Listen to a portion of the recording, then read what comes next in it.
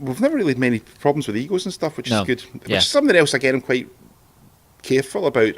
I deal with bands and I see bands and I just see how they deal with things, and if they look like they're going to be fine to work with. Yeah, I suppose there's some people you can ask as well. Do you know about this band? What do you know of them? Sort of, which helps. Well, there's a couple of bands we've had in the past that I'd kind of heard stories about, and they were bigger bands, and we'd pick them up at the airport and stuff, and bring them back to Wiston, and then we got off their luxury mini coach that we arranged for them, and I would just say to them, look, as far as we're concerned, we're a small event, we've got a small group of people, we're all pretty stressed out.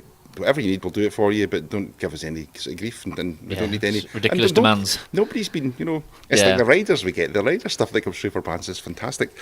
Go on. They're just nonsense. We had now was it? It may have been Jet Black. I can't remember. They wanted, I think, a picture of the Baywatch cast on the dressing room wall. And there was another one had asked us for, it was something similar. It was like a book by Alan Partridge or something they wanted. But they're a joke, because when you phone them up about that, they go, that's just to make sure you've read it, because if you've got that far, you've obviously got through the whole thing. But generally, if kind of headline acts get a couple of beers and a bit of food, then they're fine.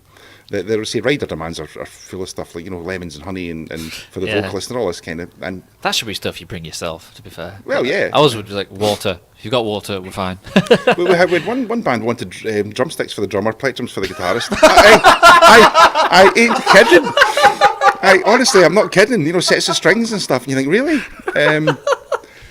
really. I don't. That's not. It's absolutely true. I believe you, but that's ridiculous. Yeah. Excuse me, have you got guitars, please?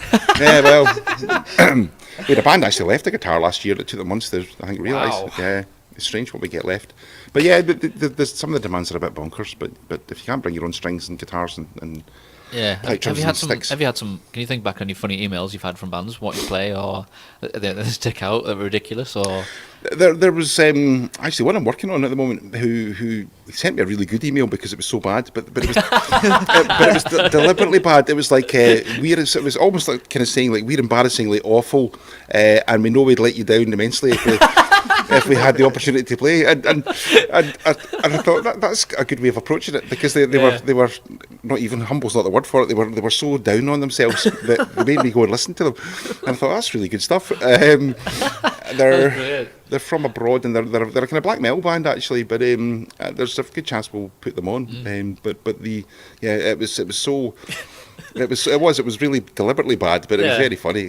Because they did say that they would be a miserable disappointment to us if they got the opportunity, to go on stage, and they would let us down really badly, and the fans would all leave, and it was all that kind of thing. And but okay, but it did make me look and listen. It's pretty much the opposite of what you would expect. Yeah, but on purpose. It kind of works. It got my attention. There are other emails that are just to say just bad, because they're just not constructed very well. Some literally, I've had one, but I don't even know who the band was because they never put their name on it. That's it's like we want to play well. No, you think I'd love to put you on, but I don't know who you are. No links to music. There's no links. No links to music, and it's a straightforward process. Give me your name, give me the band, tell me a bit about who you are, and some links. Yeah, that's the starting point. But if you can't do that, and others are just kind of almost like, hey mate, we really fancy playing your gig, it looks great, and you think, is that the best you can do? Yeah. But I've also recently had one, it's probably quite a generic email from a sort of an agent, and we have handpicked this particular person for your event based on what you do.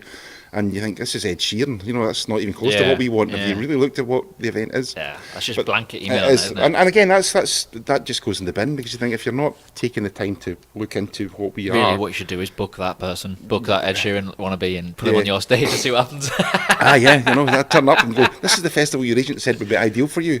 They'd be shitting themselves. Put them on after some extreme death metal band. Yeah, it's not right. I say that, I can put acoustic stuff on. I say we do mix it up. I think we've put on some really interesting bands the past few years, but they don't always click with some of the